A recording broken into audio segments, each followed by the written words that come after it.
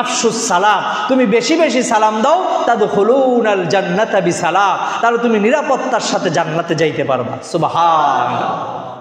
যাদের সালাম দেওয়াটা অভ্যাসে পরিণত হবে তাদের অবস্থা কি হবে?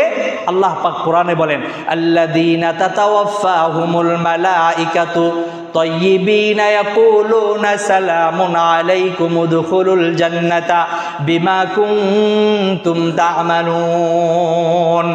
এই আয়াতের অর্থ হচ্ছে আল্লাহ রাব্বুল আলামিন বলেন, যারা বেশি বেশি সালাম দেয় তাদের এই সালামের কৃতকর্মের কারণে কাল কিয়ামতের ময়দানে আল্লাহ রাব্বুল আলামিন হাসরের মাঠে তাদেরকে সালাম দিয়ে বলবেন, তোমরা তোমাদের কৃতকর্মের কারণে অর্থাৎ বেশি বেশি সালাম দেওয়ার কারণে নিরাপত্তার সাথে জান্নাতে চলে যাও। বলেন সুবহানাল্লাহ।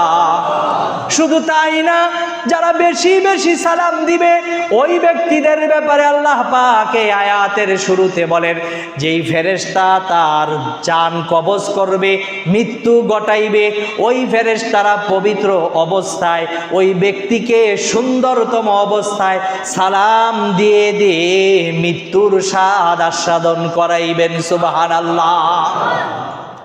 ওয়াল মালাইকাতু ইয়াদখুলুনা আলাইহিম মিন কুল্লি বাব।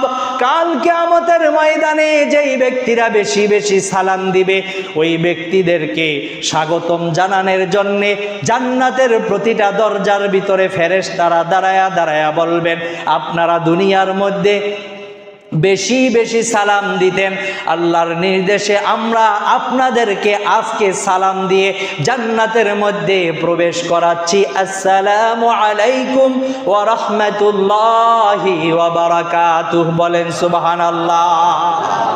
আমার ভাইরা, তাহলে সালাম কত দামি একটা জিনিস। এই সালাম